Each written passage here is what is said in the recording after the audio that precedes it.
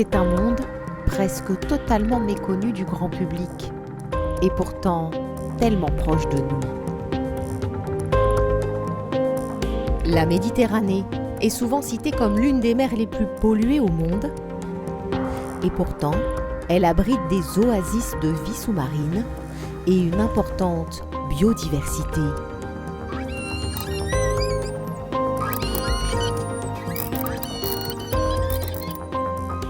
D'abord, ce que l'on peut capter à la surface en repérant un aileron, une vague, un souffle.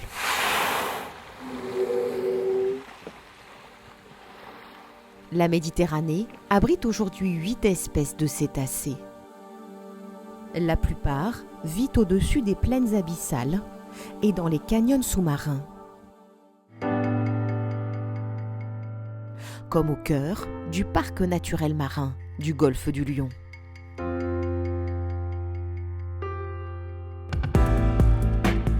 Voici donc les grands dauphins, les dauphins les plus côtiers que l'on retrouve sur le plateau continental, ceux que l'on voit parfois au plus près de la côte.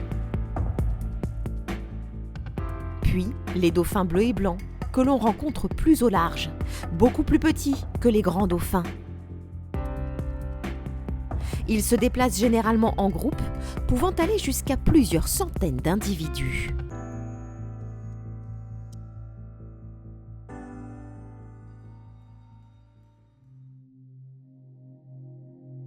Découvrons maintenant ces autres cétacés à dents, dits odontocètes. Eux sont beaucoup moins connus du grand public.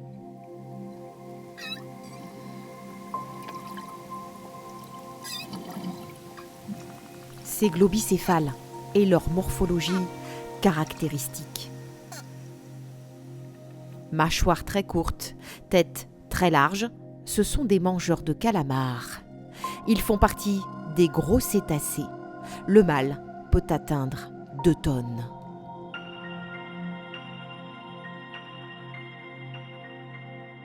Et ces dauphins de ruisseau, à la peau comme dessinée, griffée. Des cicatrices blanches que les individus se font entre eux, comme une carte d'identité. Mais il y a des cétacés plus emblématiques.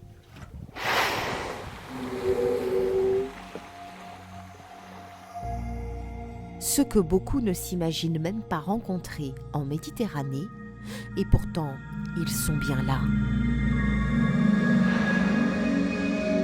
Voici le rorqual commun, la 2e plus grande baleine au monde. Elle peut atteindre 20 mètres de long et peser 70 tonnes.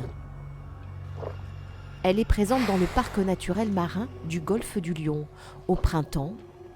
Migratrice, on peut surtout l'observer au large des côtes catalanes d'avril à juin.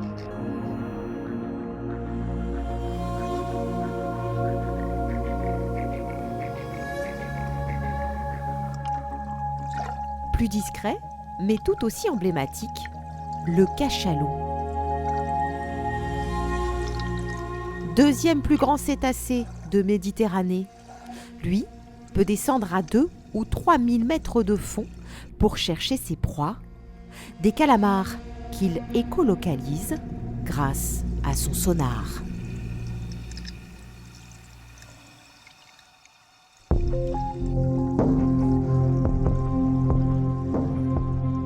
Mais il n'y a pas que les cétacés qui vivent dans le parc naturel marin du golfe du Lion.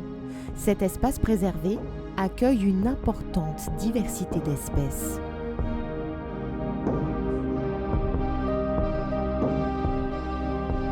Découvrons maintenant les tortues kawanes.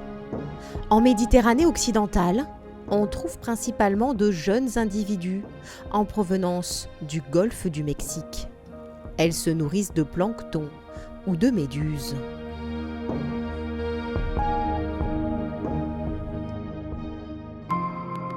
Lui aussi se nourrit de méduses. Le poisson-lune, visible en surface, c'est le plus gros poisson osseux du monde. Il peut atteindre 1 tonne et mesurer plus de 3 mètres de long.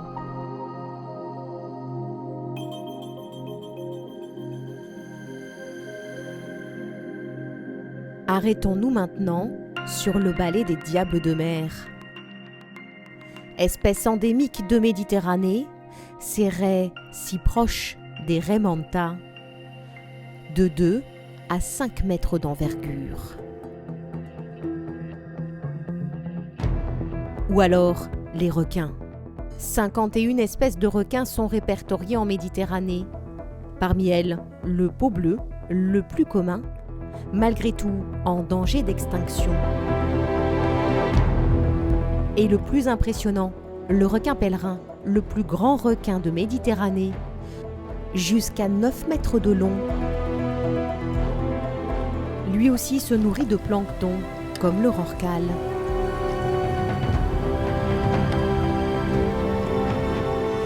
Le thon rouge, lui, est l'un des symboles des enjeux de la protection de la faune pélagique en Méditerranée. L'espèce en voie de disparition a été victime de la surpêche. C'est tout un équilibre, un écosystème en profondeur, mais aussi en surface qu'il faut préserver. Par exemple, ces oiseaux marins, le puffin yelkouan et l'océanite tempête, passent toute l'année au large et se nourrissent de poissons ou de plancton. Ces oiseaux dépendent eux aussi de la bonne santé de la faune pélagique, mais aussi de la faune planctonique. Parmi cette faune planctonique, les méduses œufs au plat endémiques de Méditerranée, les salpes ou les vélèles.